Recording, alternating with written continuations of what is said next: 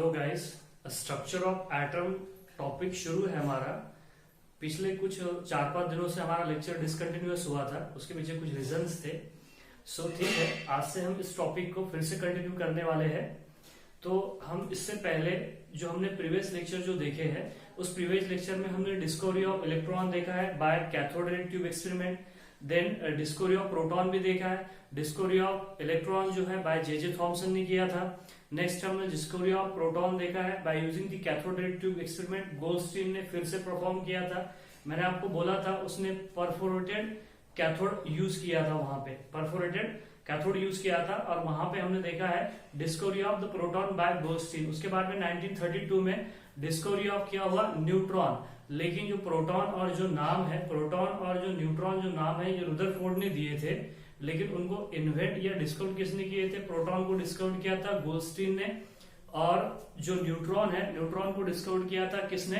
That is the James Chadwick ने 1932 में। अब यहाँ पे देखिए, नेक्स्ट जो है हमें एटॉमिक मॉडल स्टडी करना है। एटम के मॉडल्स जो है स्टेप बाय स्टेप हम स्टडी करने वाले हैं। मैंने आपको टाइमलाइन में ही बताया था कि सबसे पहला जो एटॉमिक मॉडल है वो जे थॉमसन का ही एटॉमिक मॉडल्स है, जिसे वाटरमेलन मॉडल भी कहा जाता है, एटॉमिक मॉडल भी कहा जाता है, या फिर प्लम पुडिंग मॉडल भी कहा जाता है।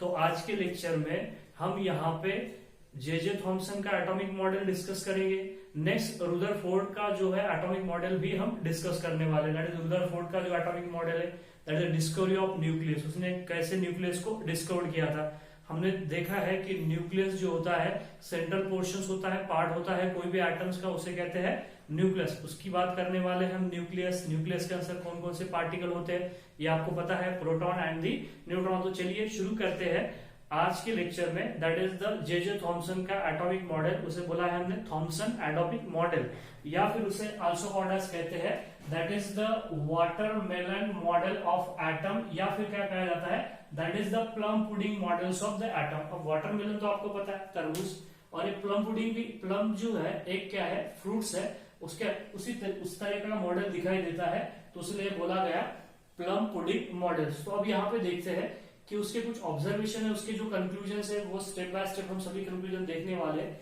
उसने क्या बोला था, किसने? जे थॉमसन ने इन 1898 में, ठीक है, उसने बोला था कि this atoms like a sphere, this atom like a sphere, like that of this watermelon, like that of watermelon in which this positive charge spread over this atom. मतलब उसने बोला था कि ये जो स्फीयर है, ये स्फीयर मान लो क्या है, this are the sphere of, these are the positively charged, these are the positively charged sphere। मतलब ये जो स्पीयर है ये कैसा है? पॉजिटिवली चार्ज है। मतलब समझिएगा, इस स्पीयर के ऊपर जो भी पॉजिटिव जो चार्ज है पूरी तरीके से स्प्रेड हुआ है। मैं नहीं बताऊंगा अभी आपको, पॉजिटिव चार्ज नहीं बताना है मुझे। आप समझिए यहाँ पे कि ये जो स्पीयर है, ये स्पीयर के ऊपर पॉजिटिवली चार्ज पूरी तरीके से क्या हुआ है? स्प्रेड हुआ है across the all atom, in which electrons are embedded, like that, in such manner like that, or just like that seed in the watermelon। आपने तरबूज देखा है, आपने उसको कट किया है, तो जो रेड पोर्शन है पूरा, जो स्पीयर मान लीजिएगा उसको, व्हाइट पोर्शन जो होता है वो छोड़ दीजिए आप। सो जो रेड पोर्शन है, जो खाते हैं वही देखना है आपको, ठीक है। सो जो रेड पोर्शन है, मान लीजिए वो पॉजिटिव चार्ज का स्पीयर है। पूरा पॉजिटिव चार्ज उस स्पीयर के ऊपर क्या हुआ है? बिखरा हुआ है, और उसके अंदर जो सीड है, this are the electron embedded in this sphere, और पॉजिटिवली चार्ज स्पीयर। मतलब ये जो हमको जो एम्प्टी जो पार्ट दिख रहा है यहाँ पे, ये पूरा का पूरा किसका ये पार्ट है? यहाँ पे दिख रहा है आपको, this are the positively charge. और ये जो बताया आपको सीड के जैसे, जिस तरीके से क्या बोलोगे आप, this are the electron embedded, जो इलेक्ट्रॉन्स है एम्बेडेड है लाइक दैट वाटरमेलन के जैसे। तो that model is called as the Thomson atomic model. बस इतना ही है, ज्यादा कुछ नहीं है इसमें। थॉमसन एटॉमिक मॉडल में देखिए यहाँ पे पहला पॉइंट है, atoms is a sphere of positive charge, वही है।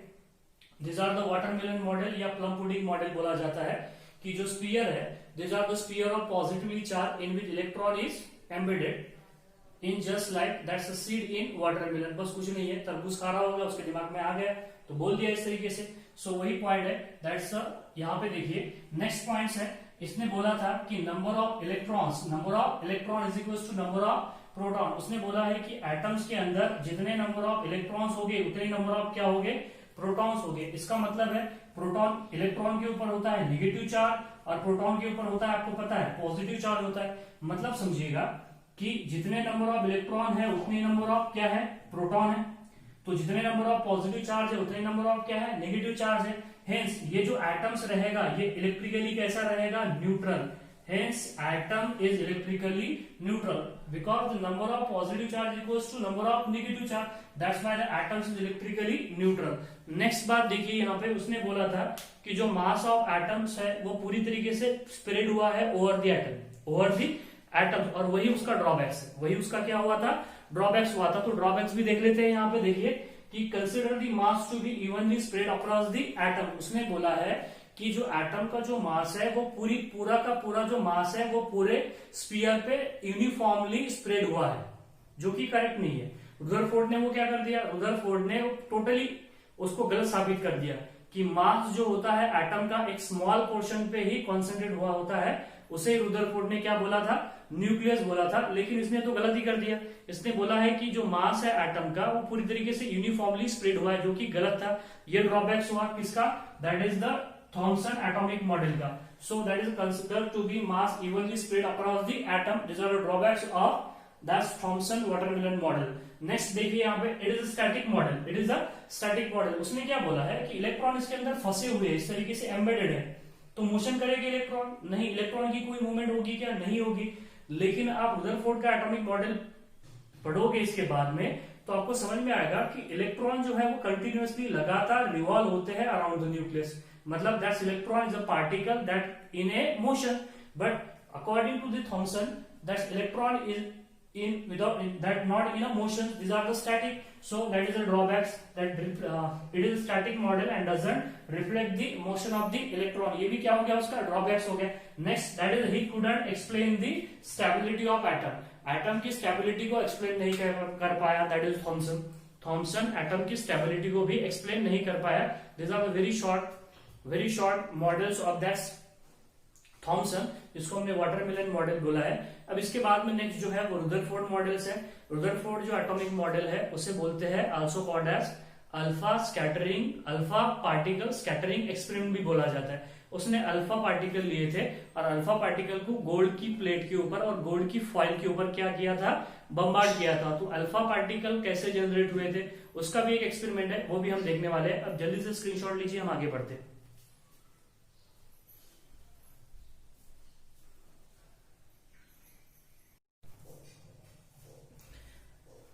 नेक्स्ट आगे बढ़ने से पहले, मतलब रुदरफोर्ड एटॉमिक मॉडल डिस्कस करने से पहले अब यहाँ पे समझिए कि क्या होते हैं रेडियो एक्टिव एलिमेंट्स और क्या होती है रेडियो एक्टिविटी।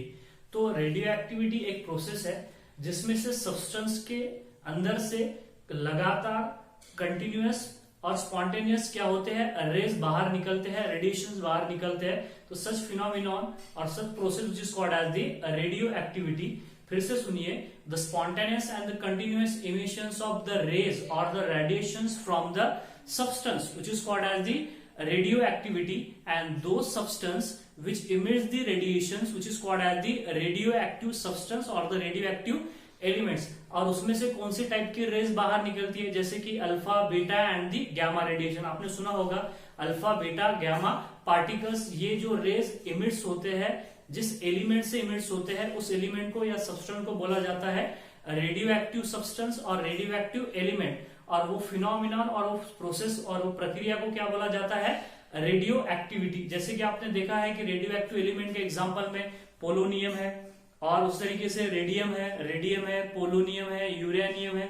ये सारे के सारे जो एलिमेंट्स है वो क्या है, रेडियो एक्टिव है। मतलब इनमें से कंटिन्यूअस लगातार रेडिएशंस बाहर निकलते हैं। तो such element are called as the radioactive element and the such phenomenon which is called as the radioactivity. तो सबसे पहले रेडियो एक्टिविटी ये जो फिनोमिनन है ये सबसे पहले ऑब्जर्व किया था किसने, हेनरी बैक्वेरेल ने। It is a scientist which who observe the certain substance like that potassium uranyl sulphate. उसमें से क्या हो रहा था, लगातार रेज बाहर निकल रहे थे। उसने सबसे पहले इस फिनोमिनन को क्या किया था, ऑब्जर्व किया था। किसने, हेनरी बेकोरेल ने, और हेनरी बेकोरेल को Henri Becquerel which is called as the father of radiochemistry भी बोला जाता है उसको। उसके बाद में बहुत से साइंटिस्टों ने रेडियो एक्टिव पे काम किया, जैसे कि आपको पता है Marie Curie, Irene Curie, Frederic Joliot that is Curie. So उन्होंने क्या किया था, रेडियो एक्टिविटी पे क्या किया था, काम किया था। जैसे कि मैरी क्यूरी ने आपको पता है radium and the polonium discover किया है, वो क्या है, रेडियो एक्टिव एलिमेंट्स है। तो टाइम टू टाइम बहुत से साइंटिस्टों ने उस पर क्या किया है, वर्क किया है रेडियो एक्टिव। हमको उस पर जाना नहीं है, वो न्यूक्लियर रिएक्शंस और न्यूक्लियर केमिस्ट्री में आता है, तो उसमें देखेंगे, ठीक है। सो बाय यूजिंग दिस, हम रुदरफोर्ड का क्या काम है यहाँ पे, रुदरफोर्ड ने क्या किया, by using that is the radio active elements. Radio active element तो समझ में आ गया आपको कि जिसमें से अल्फा बीटा गामा रेज बाहर निकलते हैं, उन्हें क्या कहते हैं, रेडियो एक्टिव एलिमेंट, जैसे कि रेडियम है, यूरेनियम है और दी पोलोनियम जैसे एलिमेंट्स है, ठीक है।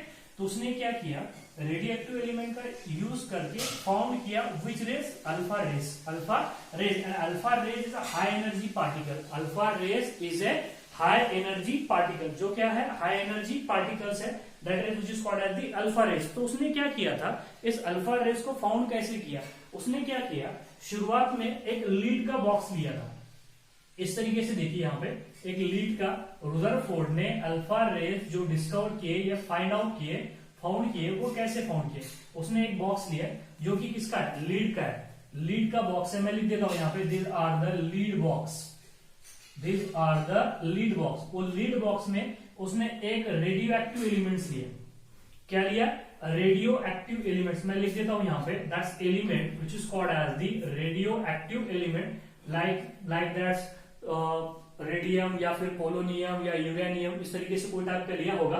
So that is the radio active elements लिए इस तरीके से रुदरफोर्ड ने, और उसको पता है कि हेनरी बेकरेल ने ऑब्जर्व किया था कि रेडियो एक्टिव एलिमेंट में से क्या निकलते हैं, रेज निकलते हैं। उसने क्या किया, ये जो रेज होते हैं ये कैसे होते हैं, इनविजिबल होते हैं, जिस तरीके से कैथोड रेज, एनोड रे, ये क्या है, एक्स रे, इनविजिबल है।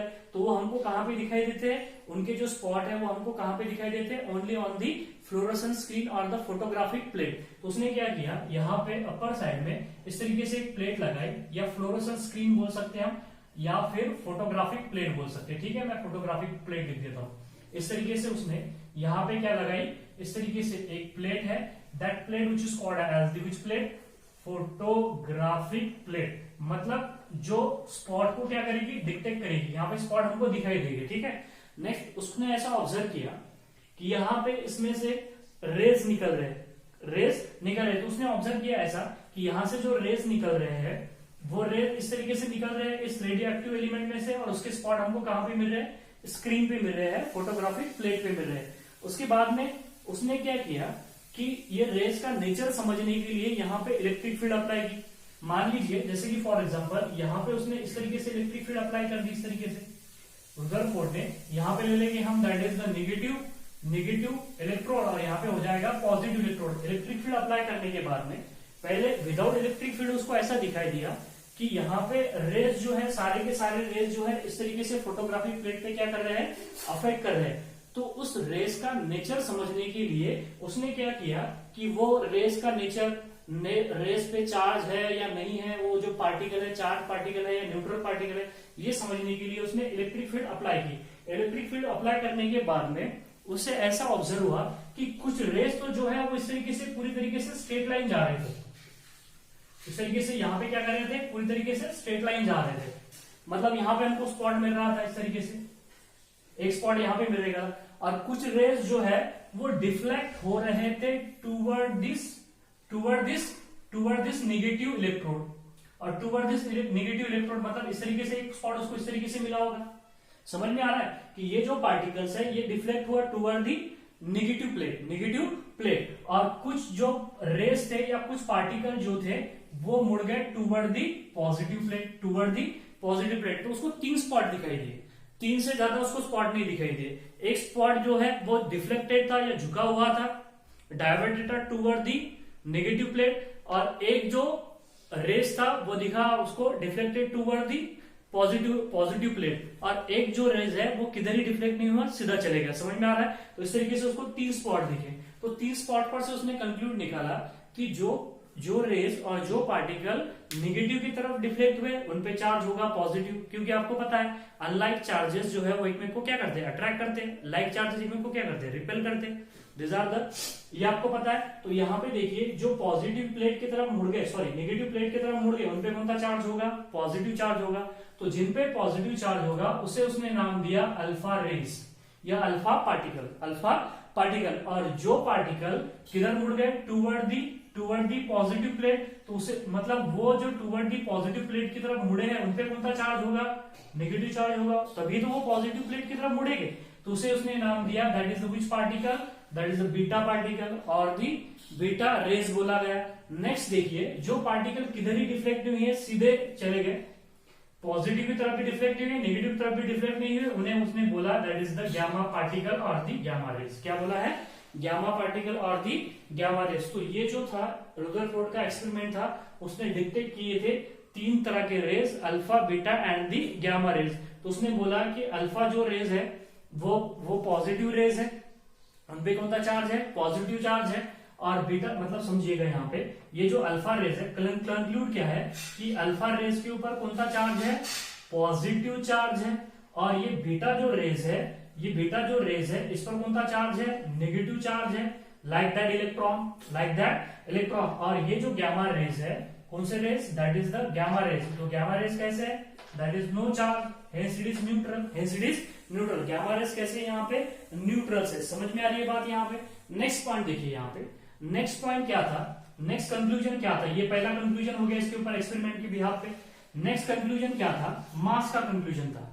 अब यहाँ पे देखिए दो ही जो रेज है वो डिफ्लेक्ट हुए हैं टुवर्ड द इलेक्ट्रिक फील्ड, एक पॉजिटिव फील्ड की तरफ और एक निगेटिव फील्ड की तरफ। तो आप देखिए, आप गौर से देखोगे तो एक जो पार्टिकल्स है अल्फा पार्टिकल वो मुड़ गया टुवर्ड द निगेटिव प्लेट, लेकिन ये जो बीटा जो पार्टिकल्स है या बीटा रेज जो है ये मुड़ गया टुवर्ड दी पॉजिटिव प्लेट, लेकिन इसका डेविएशन देखिए बहुत ज्यादा है।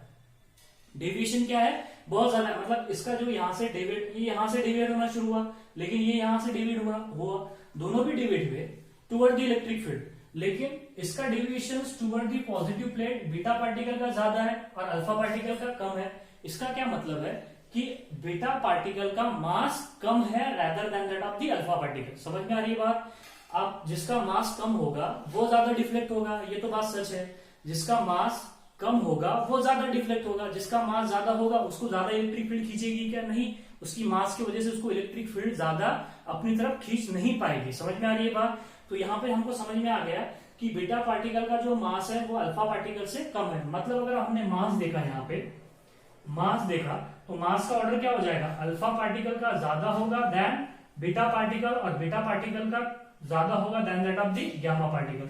आपको बात समझ में आ गई। ये मास का कंसेप्ट भी ध्यान में रखिएगा कि अल्फा पार्टिकल का मास ज्यादा होता है than that of the beta particle और बीटा पार्टिकल का मास ज्यादा होता है than that of the gamma particle. ठीक है, अल्फा पार्टिकल हीलियम न्यूक्लियस के बराबर होते हैं। हीलियम न्यूक्लियस का जो मास होता है 4 AMU और इलेक्ट्रॉन का जो मास होता है, आपको पता है इलेक्ट्रॉन का जो मास होता है उसके बराबर बीटा पार्टिकल का मास होता है। मतलब जितना चार्ज इलेक्ट्रॉन पे होता है उतना ही बीटा पार्टिकल पे भी चार्ज होता है। ये एक्सपेरिमेंटली डिटरमाइन किया हुआ है। ठीक है, तो यहाँ पे देखिए alpha particle is equal to the helium nucleus. हम तो लिख सकते हैं यहाँ पे कि मास ऑफ अल्फा पार्टिकल और the rays which is equal to mass of helium nucleus, mass of the helium nucleus. Helium 2He4 मतलब 4 AMU के बराबर क्या होता है, अल्फा पार्टिकल का मास होता है और चार्ज भी उस पर पॉजिटिव होता है। ठीक है, तो यहाँ पे देखिए नेक्स्ट जो है बीटा पार्टिकल जो है बराबर होते हैं किसके, इलेक्ट्रॉन के। नेक्स्ट बात यहाँ पे आती है पेनिट्रेटिंग पावर की। क्या आती है, पेनिट्रेटिंग पावर। देखिए यहाँ पे that is the penetrating power किसकी ज्यादा होगी, पेनिट्रेटिंग पावर की ऑर्डर। जिसका मास कम होगा उसकी पेनिट्रेटिंग पावर क्या होगी, ज्यादा होगी। जिसका मास ज्यादा होगा उसकी पेनिट्रेटिंग पावर क्या होगी, कम होगी। समझ में आ रही बात। जिसका मास पेनिट्रेट बोले तो अंदर से क्या हो जाना, पास हो जाना। तो जो छोटा पार्टिकल होगा, सबसे छोटा पार्टिकल होगा, वो हाई इंटेंसिटी से हाई स्पीड से क्या हो सकता है, पास हो सकता है। लेकिन बड़ा पार्टिकल होगा, ज्यादा मास होगा, तो वो किसी को जल्दी से पेनिट्रेट हिट नहीं कर पाएगा। समझ में आ रही है बात। तो पेनिट्रेटिंग पावर की ऑर्डर उल्टी हो जाएगी। मतलब अल्फा पार्टिकल की पेनिट्रेटिंग पावर कम होगी than beta particle because the beta particle is lighter than that of the alpha particle. Next देखिए यहाँ पे than that of the which particle, gamma particle, मतलब गामा पार्टिकल की पेनिट्रेटिंग पावर बहुत ज्यादा होगी, गामा पार्टिकल की पेनिट्रेटिंग पावर बहुत ज्यादा होगी than that of the beta particle, than that of the alpha particle. मतलब अल्फा पार्टिकल की पेनिट्रेटिंग पावर, किसी सबस्टेंस में से पास होने की क्षमता, वो क्या होगी, कम होगी। और गामा पार्टिकल की जो किसी सबस्टेंस में से पास होने की जो क्षमता है या कैपेसिटी है, वो क्या होगी, ज्यादा होती है, उसे बोला जाता है penetrating power, which called as the penetrating power. तो एक्चुअली देखिए कि ये गामा पार्टिकल की जो पेनिट्रेटिंग पावर होती है वो 1000 टाइम्स, 1000 गुना ज्यादा होती है अल्फा पार्टिकल से, और बीटा पार्टिकल की जो पेनिट्रेटिंग पावर है वो 100 टाइम्स ज्यादा होती है than that of the alpha particle. आपको बात समझ में आ गई। मैं आपको नेक्स्ट जो रुदरफोर्ड एक्सपेरिमेंट देखने वाले हैं हम, उसमें हमको अल्फा रेज लेना है, अल्फा पार्टिकल लेना है, अल्फा पार्टिकल का बम्बारमेंट करना है, किसके ऊपर, गोल्ड की प्लेट के ऊपर। आपको बात समझ में आ रही है, गोल्ड की प्लेट की। इसी वजह से यहाँ पे थोड़ी सी बायोग्राफी थी, या फिर थोड़ा सा मतलब प्रीवियस जो पार्ट था अल्फा रेस का, वो हमने यहाँ पे डिस्कस किया है। आप जल्दी से स्क्रीनशॉट लीजिएगा, हम आगे बढ़ते हैं।